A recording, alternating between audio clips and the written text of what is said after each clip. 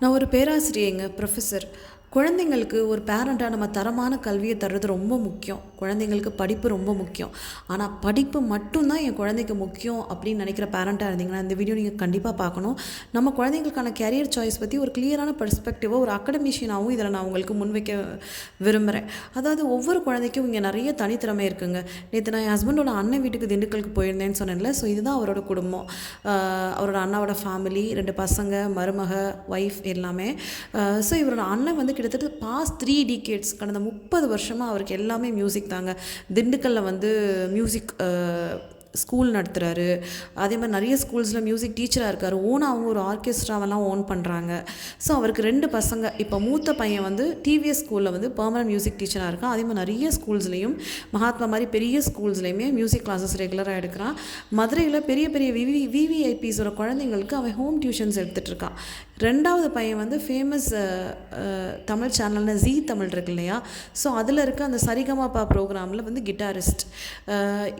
இந்த சின்ன வயசில் அந்த சின்ன பையனுக்கு 23 வயசு அந்த மாதிரி தாங்க இருக்கும். அத்தனை ஃபாரின் கண்ட்ரீஸ் போயிட்டு வந்துட்டான் அவனோட இசை திறமை அப்படிங்கிறனால.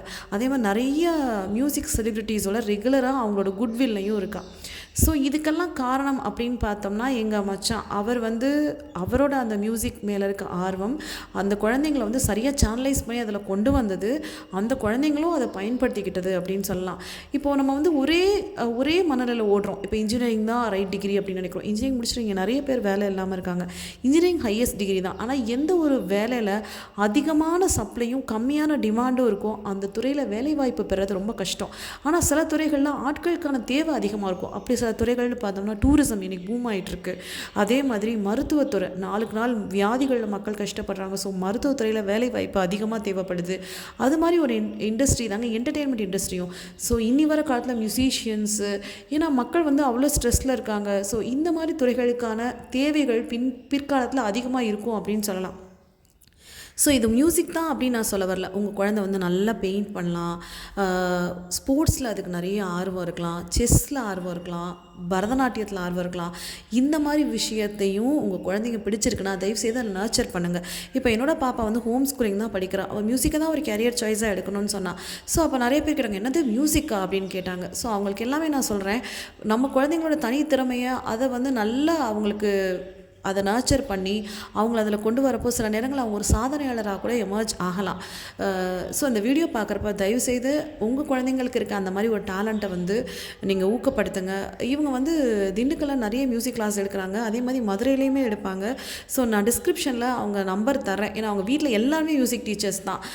அதாவது எங்கள் மாமா, அதை மச்சான், அவரோட பசங்க 2 பேர், அவங்க வீட்டு மருமக பொண்ணு, அவங்களும் இப்போ எம்ஏ மியூசிக் படிச்சுட்ருக்காங்க. கிட்டத்தட்ட ஒரு 7 வயசுலேருந்தே அந்த பொண்ணுக்குமே பயங்கர, அவங்களுமே வந்து சின்ன வயசுலேருந்தே வந்து நிறைய மேடை கச்சேரிகளில் பாடுறது அப்படின்னு சொல்லிட்டு அவங்க வாழ்க்கை எல்லாருமே மியூசிக்காக தான் அர்ப்பணிச்சிருக்காங்க. அவங்க நம்பர் வந்து நான் டிஸ்கிரிப்ஷனில் தரேன்.